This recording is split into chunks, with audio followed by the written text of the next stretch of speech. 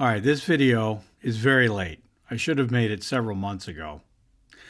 In November of 2024, I flew from Kuala Lumpur in Malaysia to Ho Chi Minh City in Vietnam. It used to be known as Saigon, depending on how you remember it.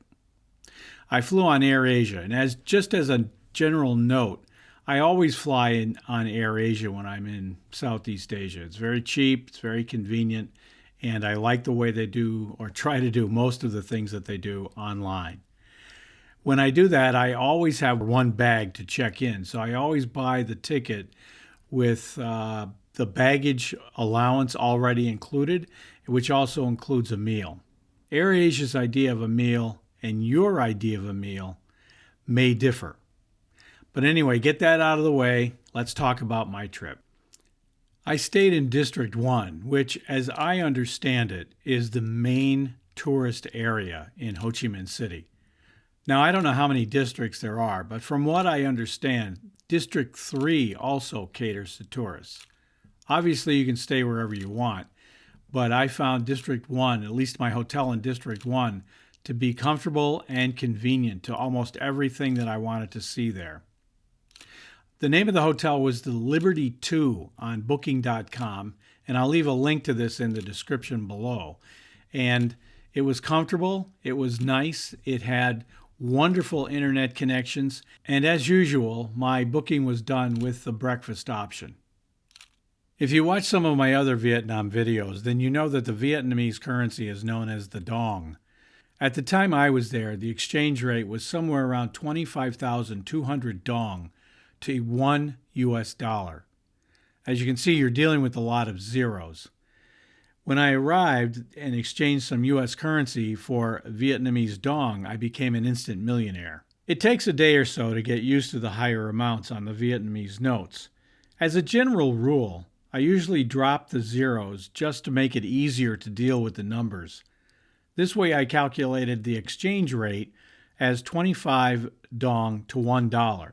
This, of course, isn't accurate, but it was close enough for me. Also, for the first time during La Tour 24, I was able to use my American Express card quite freely. The hotel accepted it, even little convenience stores accepted it. Apple Pay and Google Pay and other kinds of payment systems were also widely used in Vietnam. I was both surprised and quite pleased by this. So during my short 2-week stay, I was able to rack up points on my Amex points plan. While I was in Ho Chi Minh City, my main mode of travel was by foot. If you watch some of my previous Vietnam videos, then you know the traffic can be kind of intimidating to a pedestrian. But what I found is, although it looks bad, getting across streets is incredibly easy. In most areas, there are walk, don't walk, or pedestrian control or traffic control signs. But even where there aren't those signs, I noticed that when pedestrians inch themselves out into the street, cars would slow down or even stop. If you're coming from North America, that might be quite intimidating because here we're expecting cars to actually stop so that we can cross the street. In Vietnam, they slow down. They'll slow, let you get across the street, and then continue on. And they don't all slow at the same time. So if the street is wide, which in Ho Chi Minh City there were some pretty wide streets, they would slow down where you were, but on the other part of the lane, they would keep on going until you got there, and then they would slow down. Grab is the e-hailing app that I used. It's the Southeast Asian version of Uber. It's not the same company, but it's the same idea. One of the things I like about Grab in Southeast Asia is that I can book rides in advance. So when I was going back from my hotel to the airport on the day I had to leave, I could book my ride the day before and then expect the Grab ride to show up at a certain time the following morning. Once again, I used Airalo for mobile data, and you can see the plan I purchased over here. If you're not familiar with Airalo, they sell eSIMs, and on my iPhone 12 mini, I have space on my phone for an eSIM and a physical SIM.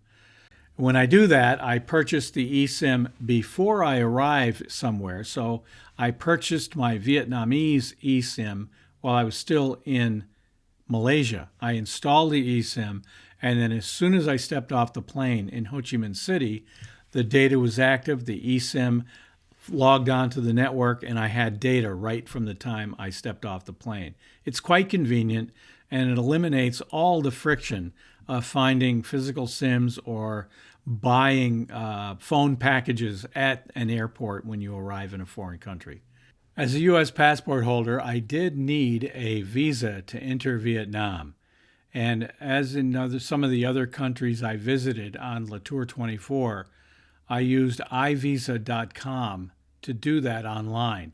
Now, iVisa is a independent company. They're not associated with the Vietnamese government or any government for that matter, although they will set up the visa for you online. There is a fee, and I've mentioned before how I am not happy with the iVisa method of telling you what the visa costs, but not how much the fee for applying for the visa actually is. So when you go to a site like iVisa, you're going to get information about how much the government of the country that you're going to charges.